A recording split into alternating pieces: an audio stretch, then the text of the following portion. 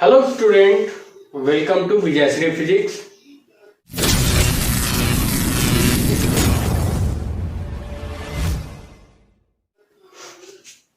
पिछले क्लास में हम लोगों ने लेंस मेकर फॉर्मूला पढ़ा था और उस पर आधारित कुछ क्वेश्चंस जो है आप लोगों को बनाने के लिए हम दिए हुए थे।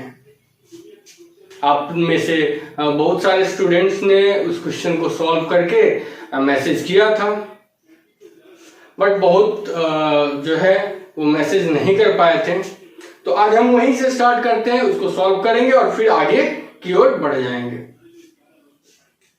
तो पिछले क्लास में हम लोगों ने लेंस मेकर फॉर्मूला पढ़ा था। उसमें हमने पढ़ा था 1/f इज इक्वल टू μ2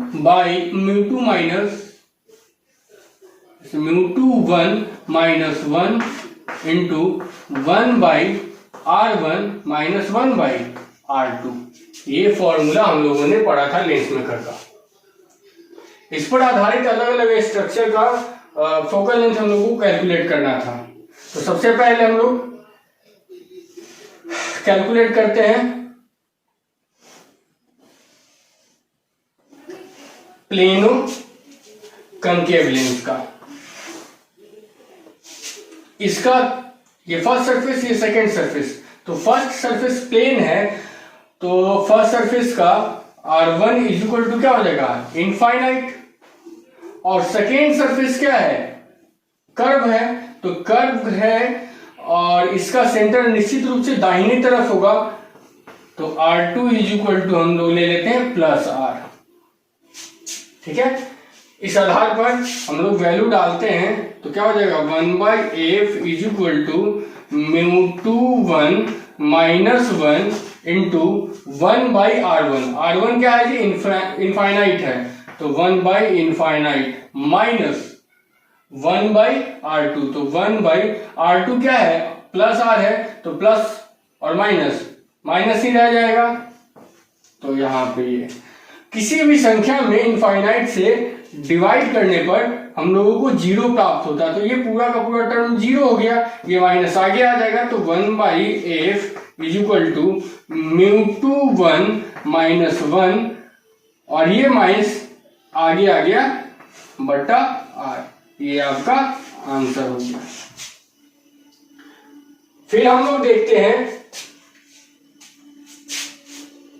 अगर कनकेव सरफेस इधर होता है और प्लेन सरफेस इधर होता है तो इसका, तो यहां पर देखिए फर्स्ट सरफेस कनकेव है तो r1 इज इक्वल टू क्या हो जाएगा, माइनस r। और r2 क्या है, प्लेन सरफेस है। तो ये क्या हो जाएगा, इनफाइनाइट हो जाएगा। It is equal to infinite. फिर इसी फॉर्मूला पे हम लोग वैल्यू पुट करते हैं, निकाल लेंगे। 1/f is equal to μ2 minus 1 into 1/r1। r1 क्या है जी, माइनस 1/r और माइनस 1/इनफाइनाइट। फिर ये क्या हो जाएगा, 1/इनफाइनाइट जीरो हो जाएगा, इस टर्म को ही हटा देते हैं और माइनस क्या हो जाएगा, आगे लग जाएगा। तो 1/f is equal to minus μ2 minus 1/r। तो f इक्वल टू क्या हो जाएगा, r/μ2 माइनस 1। ठीक है, ये हो जाएगा। नेक्स्ट क्वेश्चन देखते हैं। कनकेव मेनिस्कस दिए हुए थे, है ना, जिसमें ये first surface r1 is equal to क्या था क्वेश्चन में, -2r और r2 इज इक्वल टू क्या था, -r हो जाएगा, क्योंकि दोनों का कर्व इस साइड में, दोनों का सेंटर इस साइड में ही होगा। वैल्यू डालते हैं फिर से इसमें। 1/f is equal to μ2 minus 1 into minus 2r। 1/r1 की जगह पे माइनस 2r है, 1/2r डाल दिए माइनस में, फिर माइनस 1/R2 है तो R2 की जगह पे क्या डालेंगे, -R, तो minus minus plus 1/f is equal to μ2 1 - 1। यहाँ पे एलसीएम लेंगे तो क्या मिलेगा हम लोगों को, 2R,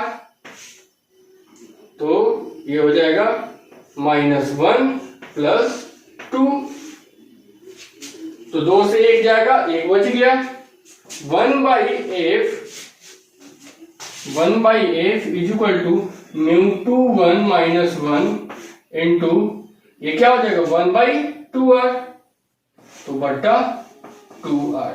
F is equal to कितना हो जाएगा, ये हम लोगों को किसी में मिला प्लस में, तो μ2 1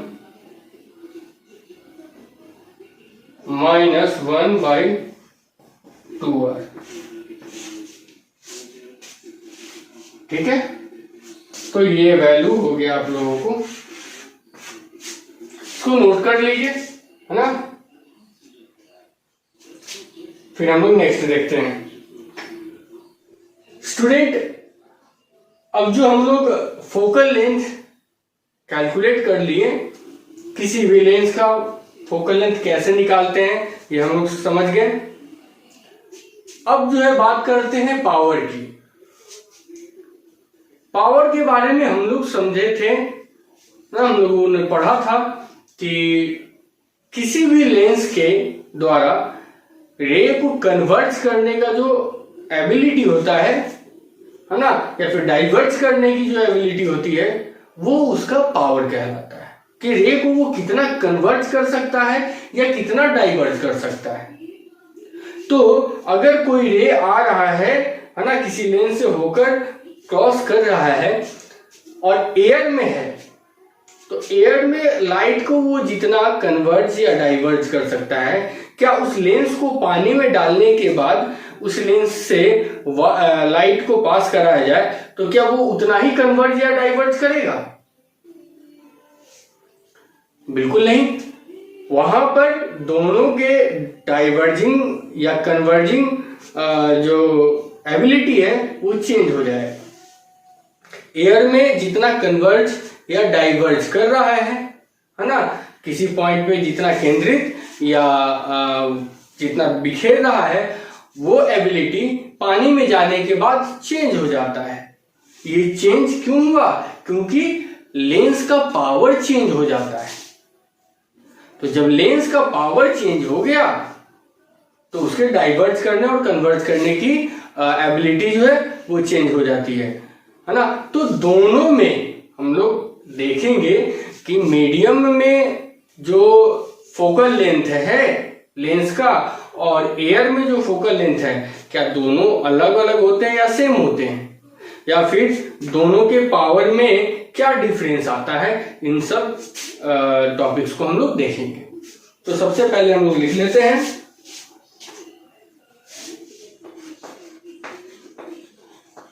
पावर ऑफ लेंस। हम लोग पढ़ चुके थे, ठीक है। और पावर ऑफ लेंस अगर मान लेते किसी भी लेंस का जो पावर है, हम लोग ये जो सरफेस के लिए पावर देखे थे μ2 - μ1/r, ये देखे थे किसी भी स्फेरिकल सरफेस के लिए पावर, है ना। और लेंस में ये क्या हो जाता है, लेंस में ये क्या हो जाता है μ/f is equal to power. अब यहां पर किसी लेंस को, जैसे ये लेंस हुआ है ना, इसको एयर में रखा गया है, तो एयर इधर भी एयर है और इधर भी एयर है। यहाँ पे मीडियम और यहाँ पर मीडियम डाल देते हैं। मतलब कि जिस मीडियम में लेंस को डाला जाएगा उस मीडियम में लेंस का फोकल लेंथ जो निकालना होगा, तो हम लोग क्या करेंगे, ये मीडियम के रिफ्रैक्टिव इंडेक्स से हम लोग मीडियम के रिफ्रैक्टिव इंडेक्स को हम लोग फोकल लेंथ, इसके फोकल लेंथ से डिवाइड करेंगे, तो हम लोग को उस मीडियम का पावर जो है प्राप्त होगा। जैसे अगर बात करते हैं एयर की, एयर के लिए, तो P air is equal to क्या आ जाएगा, म्यू एयर या वैक्यूम बटा F। तो ये कितना हो जाएगा 1/f, ये हो गया। अगर हम किसी दूसरे मीडियम में डालते हैं, मान लेते हैं कि वाटर में,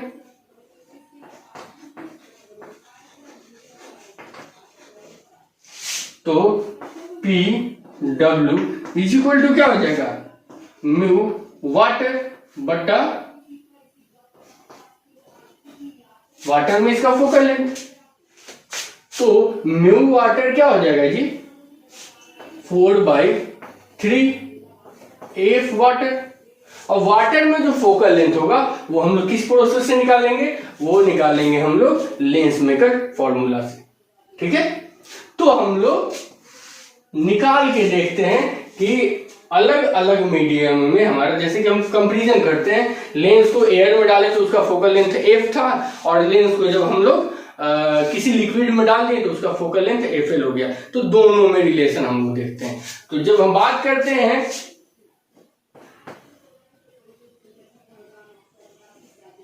when lens is kept in air, lens को वायु में अगर रखा जाता है तब एयर, ये ग्लास है म्यू जी है ना, और एयर का क्या हो जाएगा म्यू ए। ठीक है, अब हम लोग इस समय फोकल लेंथ इसका क्या हो जाएगा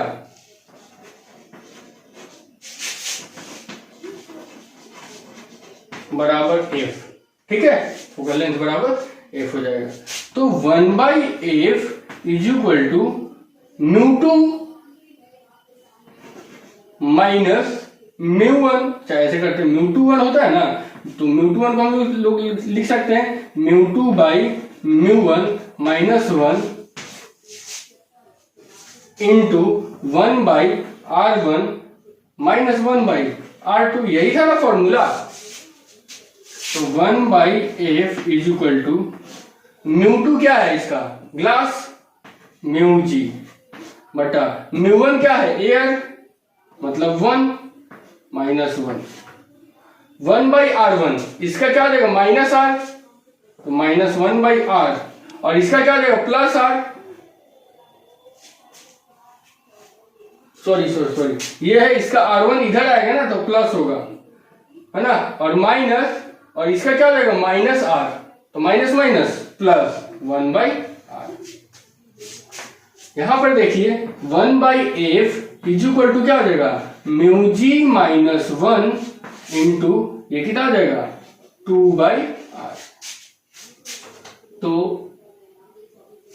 f इज इक्वल टू क्या हो जाएगा r बटा 2 म्यू जी माइनस 1, ये हो जाएगा एयर में फोकल लेंथ। जब इसको हम लोग लिक्विड में डालते हैं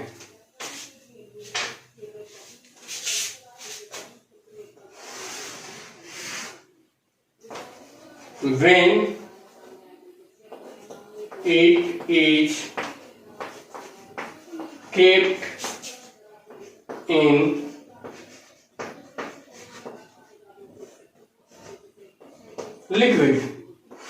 लिक्विड में जब इसको रखते हैं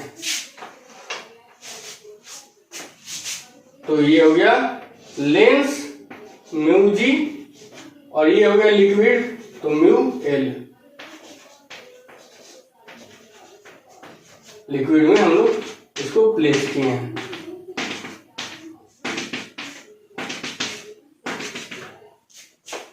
अब देखते हैं 1/f इज इक्वल टू म्यू2/म्यू1। म्यू2 क्या है जी म्यू जी है, म्यू जी बटा म्यू1 क्या है म्यू एल है, mu L minus 1 into 1/r1, r1 इसका पॉजिटिव तो 1/r और प्लस 1/r, ये है लिक्विड का, ये किसका लिक्विड में हम लोग निकाल रहे हैं फोकल लेंथ। तो 1/f l is equal to, इसका एलसीएम लेंगे तो क्या हो जाएगा, mu G minus mu L बटा म्यू एल इंटू 2/r। ठीक है, अब हम लोग लिख लेते हैं 1/f(l) इज इक्वल टू, इसको ऐसे कर देते हैं, f(l) बराबर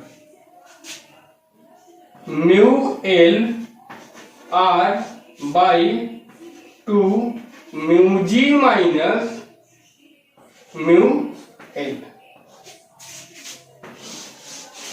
ये हो गया। या फिर इस म्यू एल को दोनों से हम लोग डिवाइड कर देंगे तो क्या हो जाएगा, F L is equal to क्या हो जाएगा, आर बटा 2 म्यू जी बटा mu L minus mu L बटा म्यू एल, ये कट जाएगा 1 और म्यू 2/μ1 बराबर म्यू 2 होता है, तो हम लोग लिख सकते हैं यहां पर बराबर r बटा 2 म्यू जी एल माइनस 1।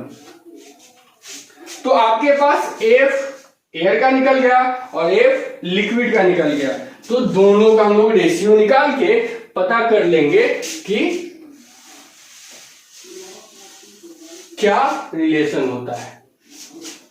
तो एफ एल बाई एफ निकालेंगे तो एफ एल का वैल्यू कितना है, आर बटा 2 mu G L minus 1 into, अब ये क्या कर देंगे, एफ को पलट देंगे, नीचे वाला ऊपर चला जाएगा, ऊपर वाला नीचे आ जाएगा, क्योंकि डिवीजन है, डिवीजन को हम क्या करें, इनटू में कन्वर्ट कर रहे हैं। तो 2 म्यू जी माइनस 1 बटा आर, 2 से 2 कैंसिल, आर से आर कैंसिल, तो F L by F is equal to mu G minus 1 बटा म्यू जी एल माइनस 1, ये रिलेशन निकल गया। ठीक है, अब अगर हम पावर की बात करें कि दोनों पावर में, दोनों के टाइम, मतलब इसका जो पावर है और इसका पावर, दोनों में क्या रिलेशन होगा, मतलब कि इसका पावर उससे मजबूत है तो कितना मजबूत है, कमजोर है तो कितना कमजोर है, वो दोनों के रिलेशन से ही कैलकुलेट करेंगे। तो अगर हम बात करते हैं एयर का, इन एयर, तो P, एयर में पावर क्या है, P है, तो P बराबर क्या हो जाएगा, mu air by F, air का मान कितना 1 और एफ का मान कितना है जी, देखिए तो चलिए एफ का जगह पे एफ ही लिखते हैं, और 1/f का वैल्यू कितना है, लिख देते हैं 2 म्यू जी माइनस 1 बटा आर। ठीक है, ये इक्वेशन 1 मान लेते हैं। इन लिक्विड, लिक्विड की अगर बात करते हैं तो यहां पे पावर है P L is equal to mu L by F L, तो म्यू एल के जगह पे म्यू एल लिख दिए, और एफ एल का वैल्यू कितना है जी, तो 1/f(l) का वैल्यू देखिए ना, 1/f(l) का वैल्यू कितना है, 2 म्यू जी इंटू कर देते हैं 2 mu G minus mu L बटा म्यू एल इंटू आर है, म्यू एल से म्यू एल को कैंसिल कर देते हैं, तो P L is equal to 2 mu G minus mu L बटा आर, ये इक्वेशन 2 हो गया। अब इन दोनों को डिवाइड करते हैं, 2 डिवाइडेड बाई 1, तो हम लोगों को क्या मिलेगा, पी एल बटा पी बराबर क्या हो जाएगा, 2 mu G minus mu L बटा आर इनटू, डिवीजन को हम क्या कर देते हैं, इनटू में कन्वर्ट कर देते हैं, तो नीचे वाले को ऊपर और ऊपर वाले को नीचे कर देंगे। तो ये r बटा 2 म्यू जी माइनस 1 हो जाएगा। 2 से 2 को क्या कर देंगे हम लोग, कैंसिल, r से r को कैंसिल कर देंगे। तो ये कितना हो जाएगा, mu G minus mu L बटा म्यू जी माइनस 1। ठीक है, तो ये आपका वैल्यू आ गया पावर का। ठीक है, तो इसको नोट कर लीजिए आप लोग, है ना। अब हम लोग जो है मैग्निफिकेशन के बारे में देखेंगे। तो लाइट अगर किसी लेंस से गुजरता है और उसका सराउंडिंग मीडियम, लेंस का सराउंडिंग मीडियम एयर है, तो उस समय उसका फोकल लेंथ क्या होता है, इतना होता है। जब लिक्विड में रहता है, लेंस को लिक्विड में डुबाया जाता है, तो फोकल लेंथ, देखिए ये क्वेश्चन किस तरीके से पूछेगा कि एक लेंस को हम लोग लेंस के सामने कोई ऑब्जेक्ट है तो उसका इमेज इतनी दूरी पर बनता है। अगर उस लेंस को हम लोग डुबा देते हैं किसी लिक्विड में, है ना, और उसके सामने ऑब्जेक्ट को उतना ही दूरी पर रखेंगे तो इमेज कितने दूरी पर बनेगा। तो वहां पर f निकालेंगे, फिर यहां पर f निकालेंगे, है ना, और ऑब्जेक्ट का डिस्टेंस हम लोगों को पता है ना, और f का डिस्टेंस हम लोगों को पता है। इस फॉर्मूले से हम लोग निकाल लेंगे और तब हम लोग फिर लेंस का फॉर्मूला जो है, थिन लेंस का फॉर्मूला वो डालेंगे और v का वैल्यू निकाल लेंगे। तो इसलिए इसका यूज किया जाता है। तो जब भी इमर्स का यूज होगा कि लेंस को किसी लिक्विड में इमर्स किया गया, डुबाया गया है, तब हम लोग फोकल लेंथ यहां से निकाल लेते हैं। और जब फोकल लेंथ निकल गया तो फिर हम लोग पावर भी निकाल सकते हैं। ठीक है, तो इसको नोट कीजिए। नेक्स्ट टॉपिक हम लोग मैग्निफिकेशन देखते हैं। तो मैग्निफिकेशन में हम लोग सबसे पहले लीनियर मैग्निफिकेशन देखेंगे, है ना। तो लीनियर मैग्निफिकेशन में यदि हम बात करते हैं ट्रांसवर्स मैग्निफिकेशन की, तो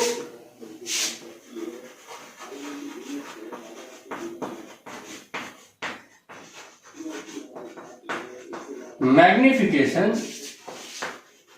का फॉर्मूला हो जाता है height of image by height of object. ठीक है, अगर हम एक कन्वेक्स लेंस के थ्रू रे डायग्राम के द्वारा देखने की कोशिश करें तो ये हम लोगों को प्राप्त होगा, ये ऑब्जेक्ट हुआ, ये इमेज हुआ, है ना। और ये वाला इसके बराबर कर देते क्योंकि डेविएट तो करता नहीं है। ये 90 डिग्री है तो ये भी 90 डिग्री, तो जब दो एंगल सेम हो तो ये भी तो सेम होगा ही, है ना। तो triangle ABO is equal to CD, यहां पे देखिए triangle ABO is equal to is similar to triangle CDO ना, किससे, A से। तो अगर हम लोग रेशियो निकालें CD बाई AB बराबर क्या हो जाएगा, OC बाई OB। जो दो त्रिभुज यदि समरूप होते हैं तो उनकी भुजाएं अनुपातिक होती है। तो संगत भुजाओं को हम अनुपातिक कर दिए, मतलब रेसिप्रोकल किए।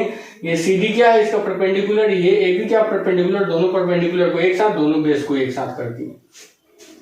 CD क्या है, हाइट ऑफ इमेज है। ये कार्टेशियन साइन में अगर हम देखेंगे, ये निगेटिव हो जाता है, ये पॉजिटिव हो जाता है, ये पॉजिटिव है, ये निगेटिव है ना।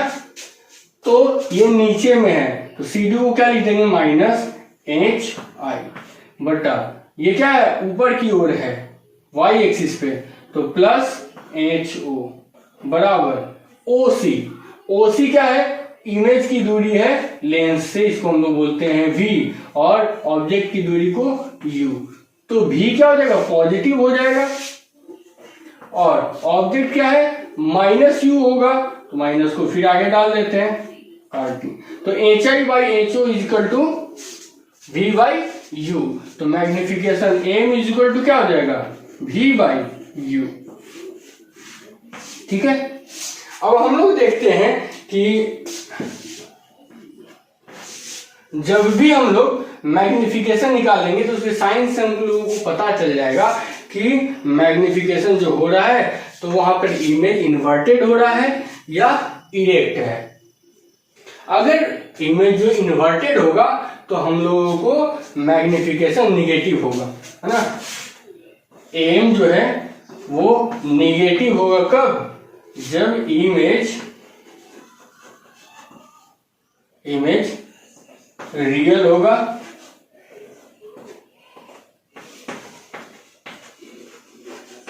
इन्वर्टेड होगा, रियल और इन्वर्टेड होगा तो हमारा मैग्निफिकेशन निगेटिव होगा। और एम जो है अगर पॉजिटिव हुआ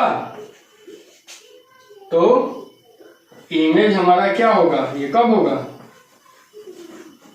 इमेज जो है हमारा वर्चुअल और इरेक्ट होगा। ठीक है, तो ये हो जाता है। अब यहां पर देखिए हम लोग जानते हैं कि लेंस फॉर्मूला क्या होता है, according to lens formula 1/v minus 1/u बराबर 1/f u minus v is equal to 1/f। तो f is equal to uv by u minus v। ठीक है, अगर हम बात करते हैं v की तो 1/v is equal to 1/f plus 1/u। तो v इज इक्वल टू क्या हो जाएगा, uf by u plus f।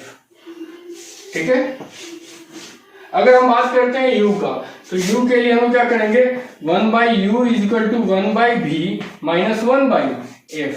तो इसका u का वैल्यू क्या हो जाएगा, vf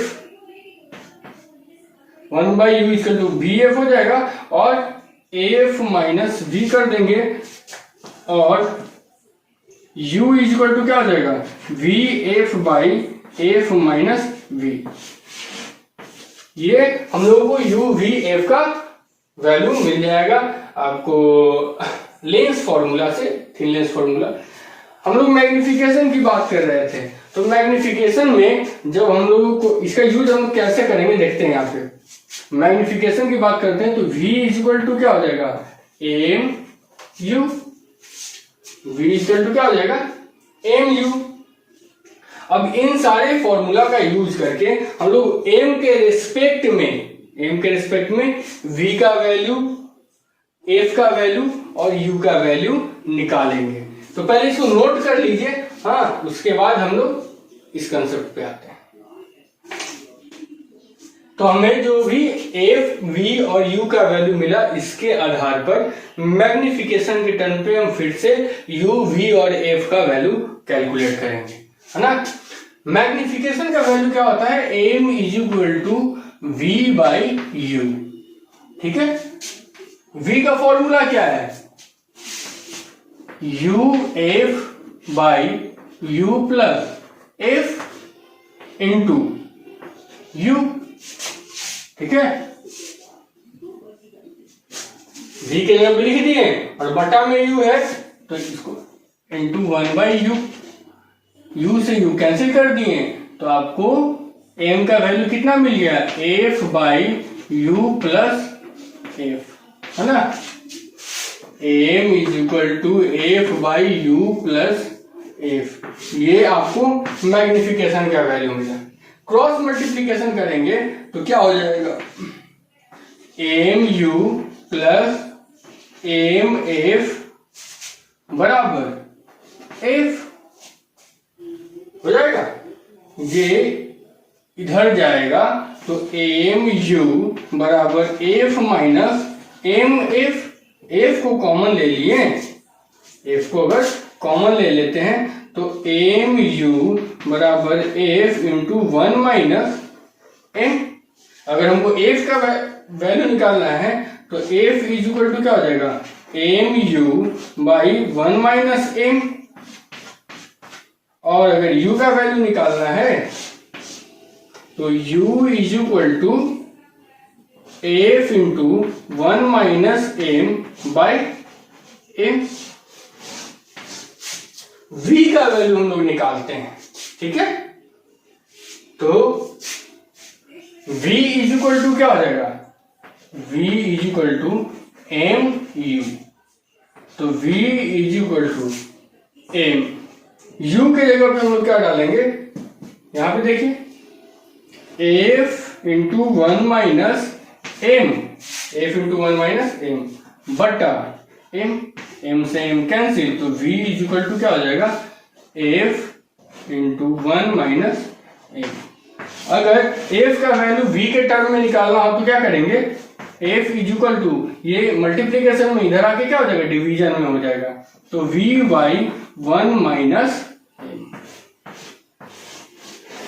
तो मैग्निफिकेशन के टर्म में हमको f, u, v और f का वैल्यू पता चला। अब अगर हम बात करते हैं लीनियर मैग्निफिकेशन में लॉन्गिट्यूडनल मैग्निफिकेशन का, तो उसका वैल्यू कैसे निकालेंगे, उसके लिए देखते हैं हम लोग। लॉन्गिट्यूडनल मैग्निफिकेशन क्या होता है कि मेन एक्सिस के पैरेलल यदि किसी लीनियर ऑब्जेक्ट को रखते हैं, है ना, या फिर लेंस का जो द्वारक होता है, अपर्चर होता है, उसके परपेंडिकुलर, उसके टेंजेंट के परपेंडिकुलर हम रखते हैं। जैसे ये आपके पास लेंस हुआ, ये इसका मेन एक्सिस हुआ, तो इसके द्वारक के टेंजेंट के परपेंडिकुलर या मेन एक्सिस के पैरेलल एक ऑब्जेक्ट रखें तो उसका इमेज हमको ऐसा प्राप्त हुआ। ये U1 और ये U2 है, ठीक है, और ये हो गया आपको U2, तो यहाँ पे V2 और यहाँ पे V1, ठीक है।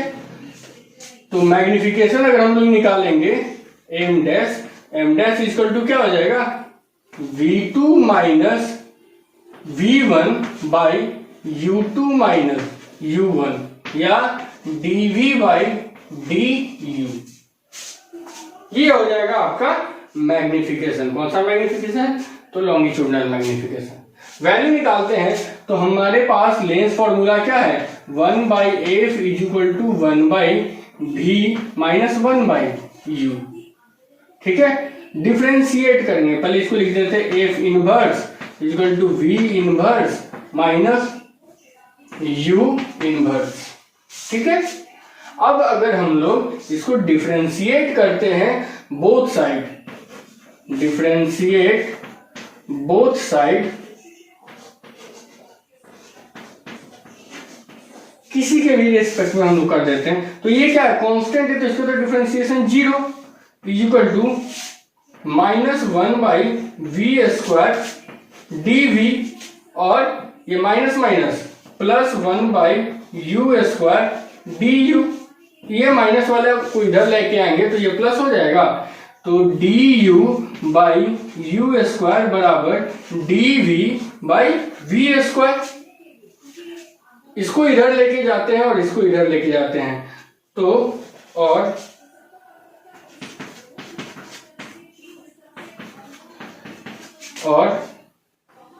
D we by D U is equal to क्या हो जाएगा, D we by D U is equal to V square by you square या v बाई यू का होल स्क्वायर।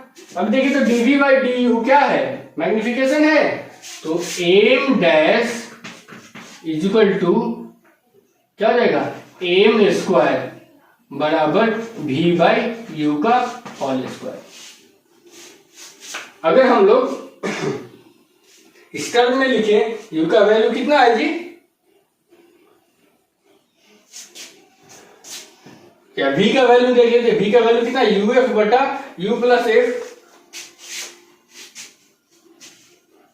v की जगह पे लिखेंगे यू एफ बटा यू प्लस एफ और इंटू यू का होल स्क्वायर, तो यू यू कट जाएगा, इसका वैल्यू हम लोग लिख सकते हैं एफ बटा यू प्लस एफ का होल स्क्वायर। तो ये हो गया आपको लॉन्गिट्यूडनल मैग्निफिकेशन का फॉर्मूला, जो कि किसी लीनियर ऑब्जेक्ट एक्सिस के पैरेलल रखे जाने वाले लीनियर ऑब्जेक्ट का मैग्निफिकेशन है ना। इसी आधार पे हम लोग एरियल मैग्निफिकेशन भी निकाल सकते हैं। तो देखते हैं हम लोग पहले एरियल मैग्निफिकेशन, इसको पहले नोट कर लीजिए, है ना। उसके एरियल मैग्निफिकेशन और इमेज का स्पीड जो है ऑब्जेक्ट के रेस्पेक्ट में मिरर जब रेस्ट में रहता है तब हम लोग देख लेते हैं, ठीक है। सॉरी, लेंस जब रेस्ट में रहता है तब। स्टूडेंट, अब हम लोग एरियल मैग्निफिकेशन देखते हैं।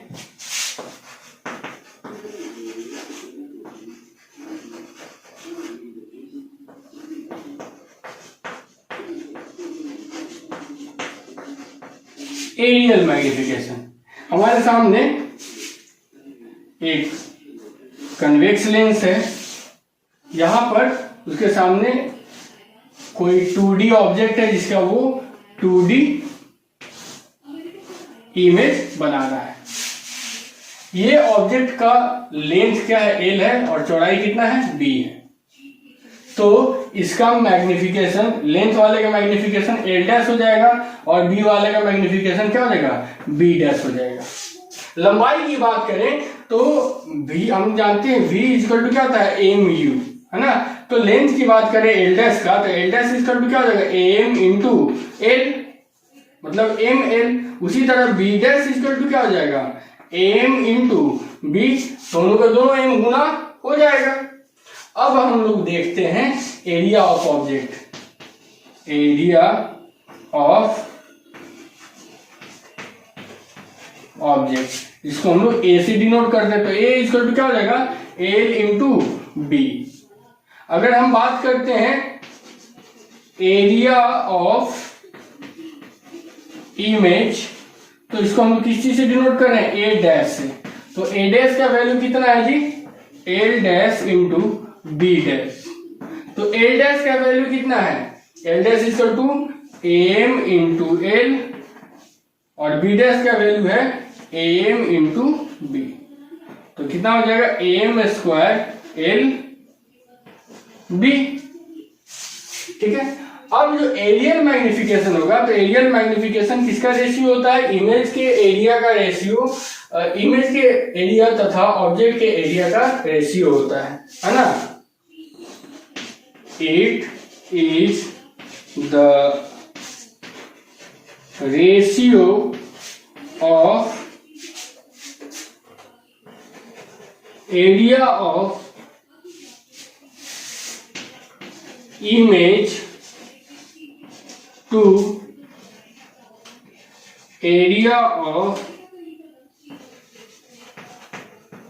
object. It is the ratio of area of image to area of object, है ना।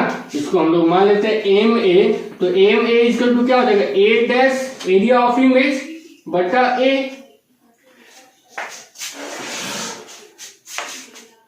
M a is equal to a dash का वैल्यू कितना हो जाएगा, ए डैश का वैल्यू हो जाएगा एम स्क्वायर एल बी बटा, इसका वैल्यू कितना हो जाएगा, एल बी है,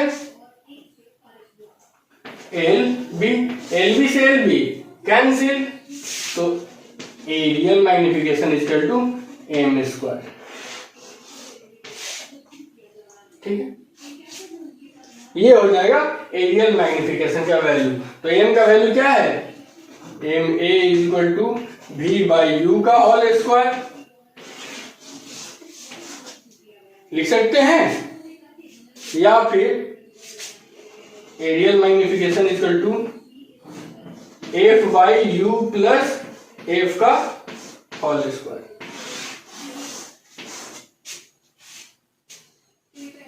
अब हम लोग देखिए, अगर डायगोनल मैग्निफिकेशन का देखना होगा, निकालना होगा, तो ये हम मिरर में जो बताए हुए थे बस उसी तरीके से निकालना है। आपको इसका वैल्यू मिल गया, लीनियर मैग्निफिकेशन में आपको लॉन्गिट्यूडनल मैग्निफिकेशन का मिल गया और लैटरल मैग्निफिकेशन का मिल गया, दोनों का डायगोनल निकालेंगे, है ना, और वो जो ऑब्जेक्ट का लेंथ होगा और फिर इमेज का जो लेंथ होगा, दोनों का रेशियो हम लोग निकाल देंगे, है ना। तो कनकेव मिरर में हम डायगोनल मैग्निफिकेशन निकाले हुए थे, हालांकि वो दोनों मिरर के लिए होता है ना। तो जो फॉर्मूला हम डिराइव किए हुए थे, है ना, सेम उसी तरीके से होगा, बस यहाँ पे अंतर होगा कि वहां पे मिरर था और यहाँ पर लेंस था, दोनों का जो है डायग्राम सिर्फ चेंज हो जाएगा। वैल्यू जो है जिस तरह से वहां पे पुट किए थे और निकाले थे, रिजल्ट आउट किए थे, बस उसी तरीके से निकालना है। तो पहले इसको नोट कर लीजिए, है ना। उसके बाद हम लोग इमेज की स्पीड और ऑब्जेक्ट की स्पीड में रिलेशन को स्टैब्लिश करेंगे। अब स्टूडेंट हम लोग देखते हैं ऑब्जेक्ट और इमेज की स्पीड में रिलेशन, ठीक है। तो इस रिलेशन को भी हम लोग लेंस फॉर्मूला से ही कैलकुलेट करेंगे, लेंस फॉर्मूला से ही इस रिलेशन को स्टैब्लिश करेंगे। लेंस फॉर्मूला हम लोगों को बताता है कि 1/f is equal to 1/v minus 1/u। पहले हेडिंग डाल दीजिए आप।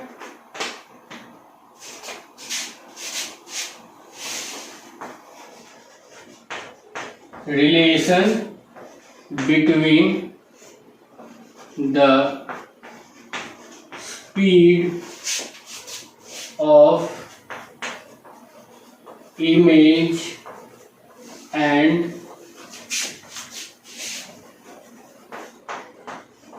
object.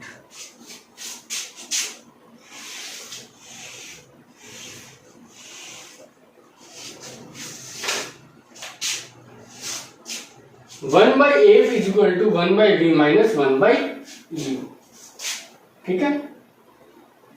सो हम लिख सकते हैं F inverse is equal to V inverse minus U inverse. अब दोनों तरफ हम लोग टाइम के रेस्पेक्ट में डिफरेंशिएट करते हैं, डिफरेंशिएटिंग बोथ साइड विथ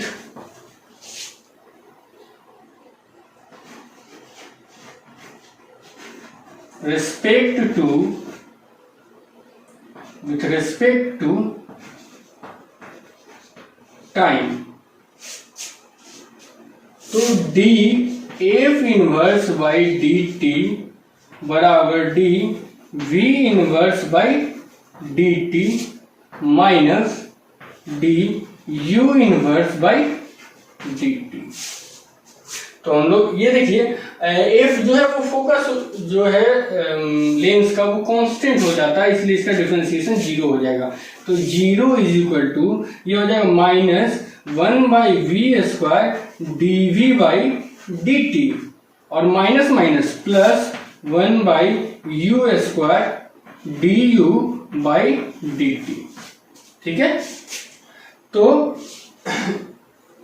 एक तरफ माइनस वाले टर्म को इधर लेके आते हैं, तो ये क्या हो जाएगा dv/dt इंटू 1/v² बराबर du/dt इंटू 1/u²। स्टूडेंट यहां पर हम लोग देखेंगे कि लेंस जो है वो मतलब एक जगह पे स्थिर रखा गया है और dv/dt क्या है, dv/dt is equal to velocity या स्पीड ऑफ इमेज, है ना, और du/dt जो होगा वो वेलोसिटी और स्पीड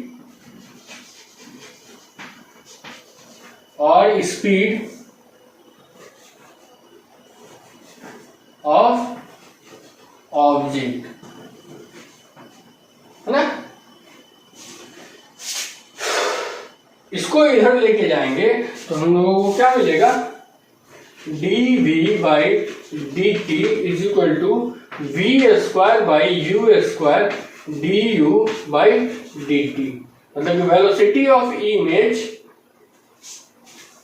विथ रिस्पेक्ट टू ये मिरर लेंस होगा, है ना, क्योंकि लेंस स्थिर है, बराबर v बाई यू का whole square d velocity of object. इसको हम लोग ऐसे भी लिख सकते हैं v i is equal to M square v o या v i is equal to m के जगह पे हम लोग क्या यूज कर लेंगे, एम के जगह पे हम लोग F by U plus F का होल स्क्वायर, ये भी यूज कर सकते हैं हम लोग, है ना। देखिए यहां पर अगर कोई ऑब्जेक्ट कांस्टेंट स्पीड से लेंस की तरफ मूव करता है, कोई ऑब्जेक्ट कांस्टेंट स्पीड से लेंस की तरफ अगर मूव करता है तो शुरुआत में उसका जो इमेज का जो स्पीड है शुरुआत में स्लो होगा, लेकिन फिर क्या हो जाएगा, तेज हो जाएगा। ये कहां से कहां तक हम बता रहे हैं, ये इनफाइनाइट से फोकस तक, ऑब्जेक्ट इनफाइनाइट से फोकस तक अगर मूव करता है तो शुरू में धीरे मूव करेगा, और लेकिन जैसे जैसे करीब आता जाएगा वैसे उसका स्पीड क्या हो जाएगा, बढ़ते चला जाएगा, है ना। If an object move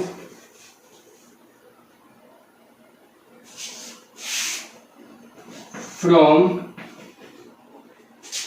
infinity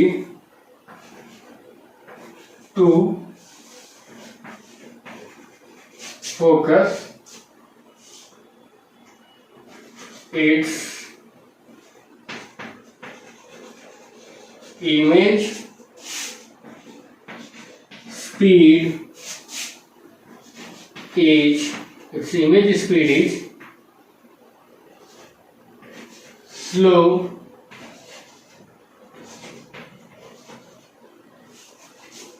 earlier and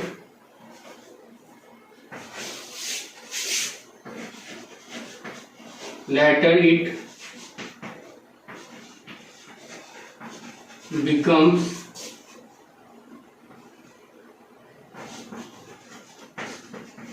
faster। ठीक है, यदि कोई वस्तु अनंत से फोकस की ओर गतिशील होता है, एक समान, देखिए यहां पे मूव जो है ना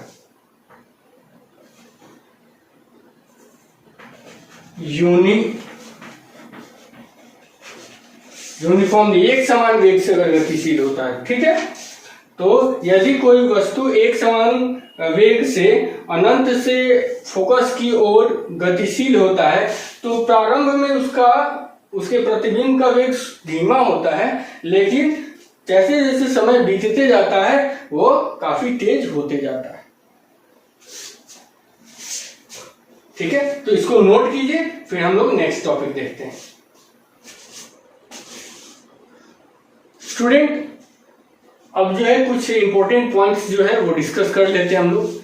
सबसे पहले हम लोगों ने देखा कि किस प्रकार से लेंस को यदि हम किसी लिक्विड में डुबाते हैं तो उसका फोकल लेंथ चेंज हो जाता है, और उसके लिए हम लोगों ने फॉर्मूला देखा, है ना, कि फॉर्मूला किस प्रकार से आता है। दोनों के बीच कंपैरिजन करके भी देखा, पावर का भी कंपैरिजन करके देखा, पावर का फॉर्मूला क्या होता है उसको भी हम लोगों ने देखा था।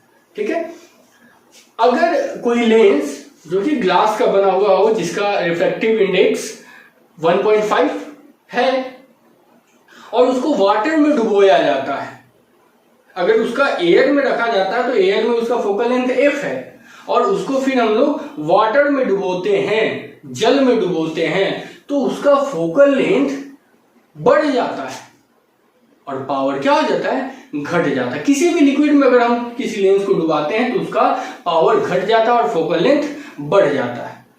अगर बात करें हम वाटर की, तो वाटर में अगर डुबोया जाता है तो उसका फोकल लेंथ बढ़कर 4f हो जाता है। हम लोग फॉर्मूला जो निकाले हुए तो उस फॉर्मूला में वैल्यू डालेंगे, वाटर का रिफ्रैक्टिव इंडेक्स 4/3 अर्थात 1.33, और ग्लास का रिफ्रैक्टिव इंडेक्स 1.5 या 3/2 डालेंगे तो हम लोग कैलकुलेट करने के बाद ये पाएंगे कि जो फोकल लेंथ है वो बढ़कर 4f हो जाता है। तो इन पॉइंट्स को हम लोग नोट कर लेंगे, फिर देखेंगे कि किस प्रकार से लेंस जो है अपना बिहेवियर चेंज कर देता है, अपोजिट कर देता है बिहेवियर, है ना। जिस लेंस का नेचर है कि वो रे को कन्वर्ज करता है वो डाइवर्ज करने लगता है। कब, किस कंडीशन में वो डाइवर्ज करता है, और जिस लेंस का नेचर है डाइवर्ज करना वो क्या करने लगता है, कन्वर्ज। ठीक है, तो बारी बारी से हम सारे पॉइंट्स को डिस्कस करते जाते हैं। तो सबसे पहले लिख लेते हैं if lens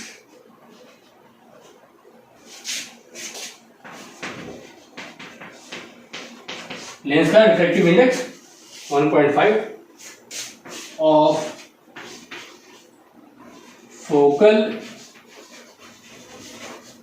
focal length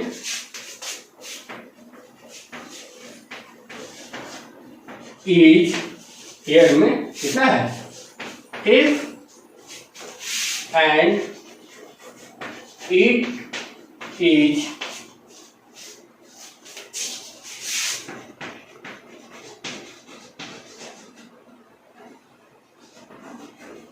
immersed in water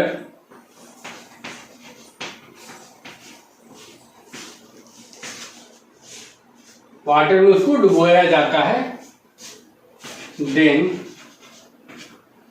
तब it's focal length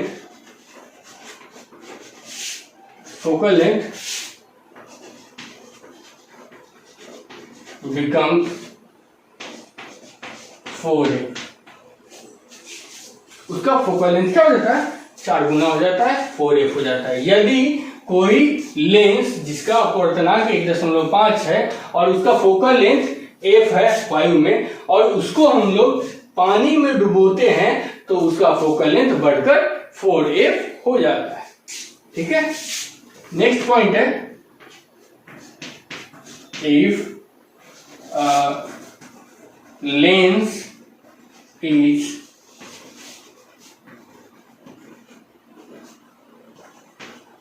immersed in liquid, its focal length increases and power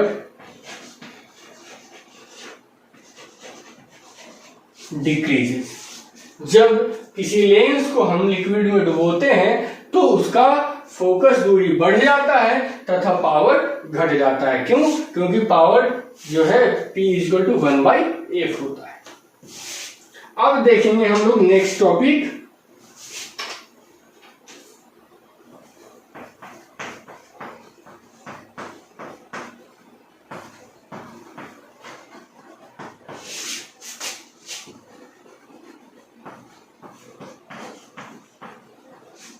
opposite behaviour of lens. Lens का अपोजिट बिहेवियर। तो लेंस अपने बिहेव को चेंज कब करता है? लेंस का बिहेव चेंज होने में मुख्य भूमिका उसका सराउंडिंग का रिफ्रैक्टिव इंडेक्स जो है वो निभाता है।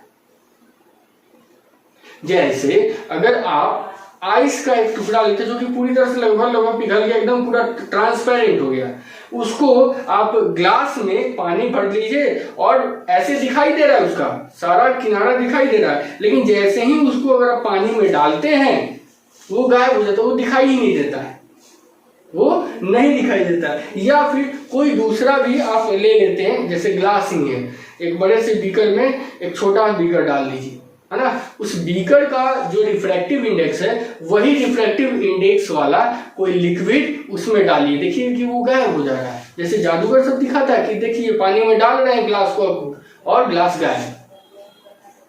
तो ये क्यों होता है? तो ये होता है इस ऑप्टिकल फिनोमेना के कारण कि लाइट जो है अगर सेम मीडियम, क्योंकि उसका मीडियम चेंज नहीं हुआ ना, लाइट जो रे ऑफ लाइट है वो बेंड कब करता है? जब उसका मीडियम चेंज होता है, मतलब डेंसर से रेयरर की तरफ जाएगा या रेयरर से डेंसर की तरफ जाएगा, है ना। और रेयरर डेंसर कौन डिसाइड करता है? उसका रिफ्रैक्टिव इंडेक्स। जैसे ये ग्लास है और ग्लास से लिक्विड में गया, ग्लास का भी रिफ्रैक्टिव इंडेक्स 1.5 और लिक्विड का भी रिफ्रैक्टिव इंडेक्स 1.5। तो दोनों का जब रिफ्रैक्टिव इंडेक्स सेम है तो कौन रेयरर है और कौन डेंसर है?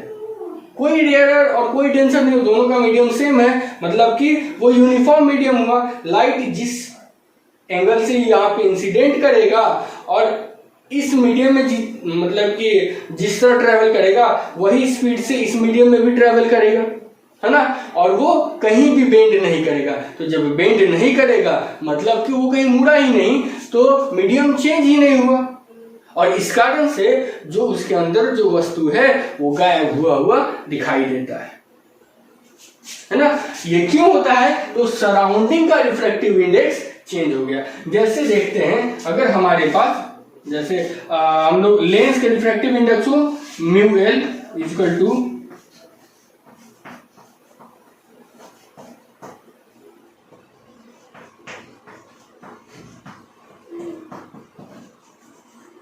ऑफ लेंस, ठीक है, और म्यू एम बराबर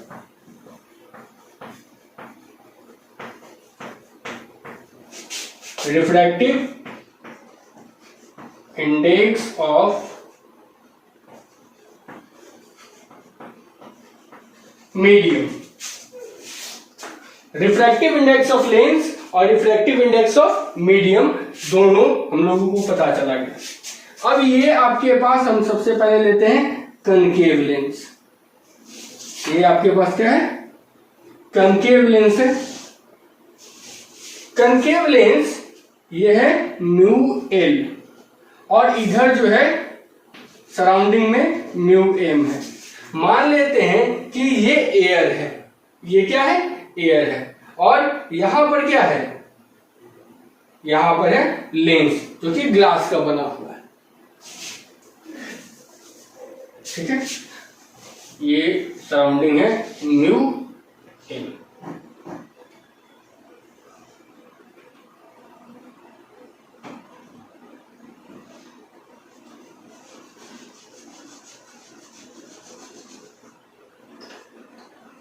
ये म्यू एल है और ये म्यू एम है। यहां पर हम लोग देखते हैं कि जब mu L greater than mu M होता है, मतलब यहां पे हवा है और लेंस है, तो इसका नेचर जानते हैं। ये क्या करता है? लाइट को कन्वर्ज करता है। लाइट को क्या करता है? कन्वर्ज करता है। तो ये नेचर क्यों हुआ? ये नेचर हुआ क्योंकि मीडियम का रिफ्रैक्टिव इंडेक्स लेंस के रिफ्रैक्टिव इंडेक्स की तुलना में बहुत ही कम है। लेकिन अगर वही यहां पे थोड़ा केस चेंज कर देते हैं, ये यहां पे लिख देते हैं, ये कौन सा नेचर शो कर रहा है? Converging nature. दूसरा कंडीशन देखते हैं कि ये हो गया आपका लेंस, ये क्या हो गया आपका?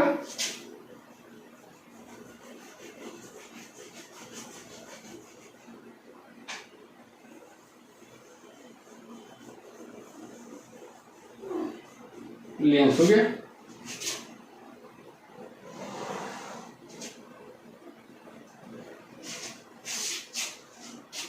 ये हो गया आपका म्यू एल, ठीक है, और यहां पर हो गया आपका म्यू एम।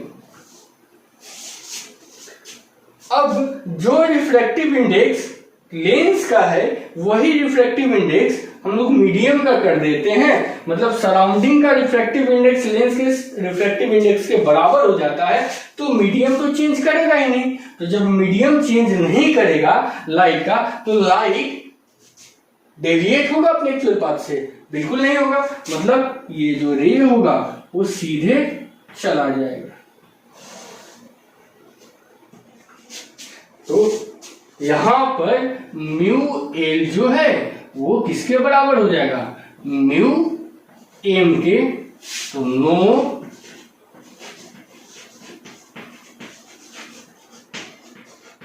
No deviation.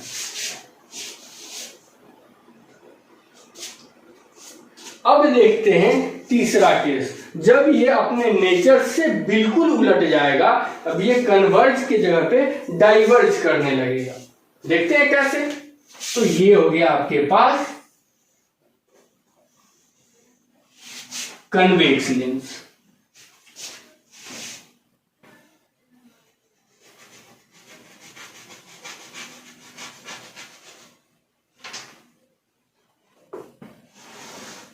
इसका रिफ्रैक्टिव इंडेक्स म्यू एल और सराउंडिंग का रिफ्रैक्टिव इंडेक्स म्यू एम। यहां पर हम देते हैं कि म्यू एम जो है वो ग्रेटर देन म्यू एल है। मान लेते हैं कि ये एक प्लेनो कनकेव लेंस है, यहां पर भी प्लेनो कनकेव लेंस है। दोनों को साथ में जोड़ दिए, बीच में एयर है और ये ग्लास है। अब जो लाइट जाएगा तो ये डाइवर्ज करेगा। ये क्या करेगा? डाइवर्ज करेगा। उसी तरह का यहां पर भी केस है। तो लाइट, अब ये जो है बीच में वो एयर का लेंस हो गया।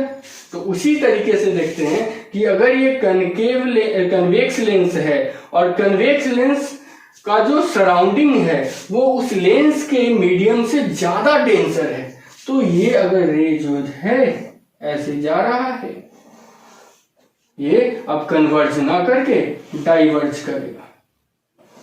ये क्या करेगा? डाइवर्ज करेगा। इसके नेचर चेंज होने का मूल कारण क्या है? सराउंडिंग का रिफ्रैक्टिव इंडेक्स। मतलब इसके इर्द गिर्द जो भी मीडियम है उस मीडियम का रिफ्रैक्टिव इंडेक्स इस लेंस के रिफ्रैक्टिव इंडेक्स की तुलना में क्या है? बड़ा है।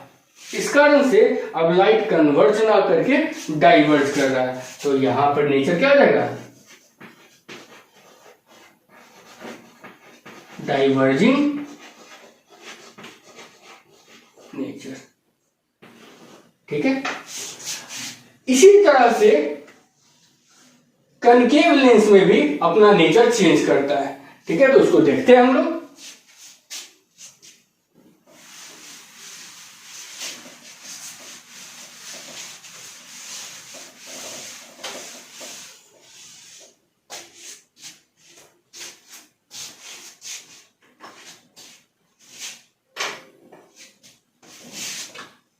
ये हो गया कनकेव लेंस।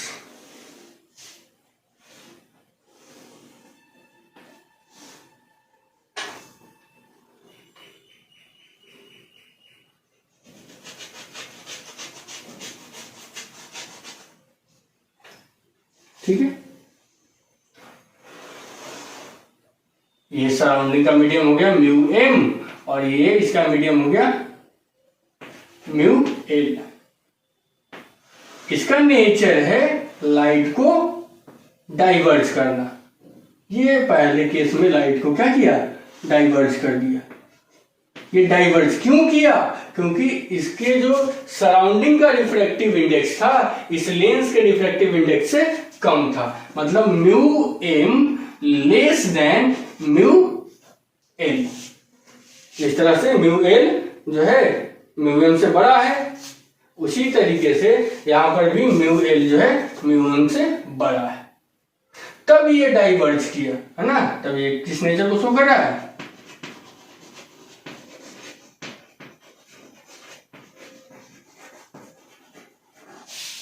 लेकिन जैसे ही सराउंडिंग और लेंस का जो है मीडियम सेम हो जाता है, रिफ्रैक्टिव इंडेक्स सेम हो जाता है, तो मीडियम चेंज करेगा ही नहीं। और जब मीडियम चेंज नहीं करेगा तो लाइट अपने स्ट्रेट लाइन का जो पाथ है उसको कंटिन्यू करेगा, है ना।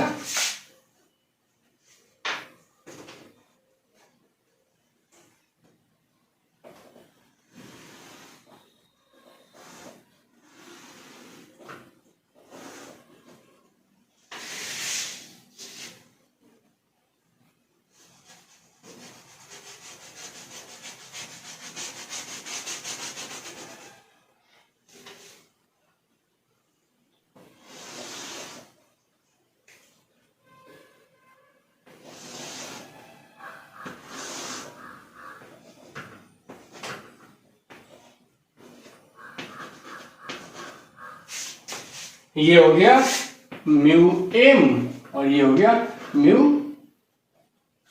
हो गया म्यू एल और ये हो गया म्यू एम।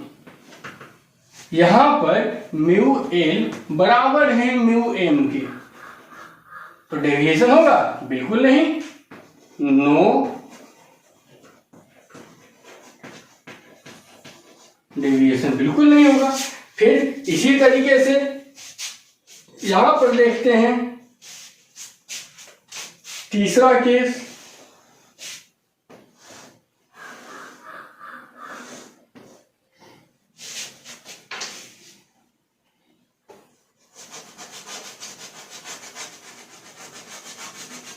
अब यहां पर हम लोग क्या करेंगे कि लेंस का जो म्यू एल है इससे ज्यादा रिफ्रैक्टिव इंडेक्स वाला म्यू एम लेंगे। अब यहां पर ये अपना नेचर बिल्कुल चेंज कर देगा, मतलब अब ये क्या करेगा? कन्वर्ज करेगा। अब ये क्या करने लगेगा? कन्वर्ज करने लगेगा। क्यों?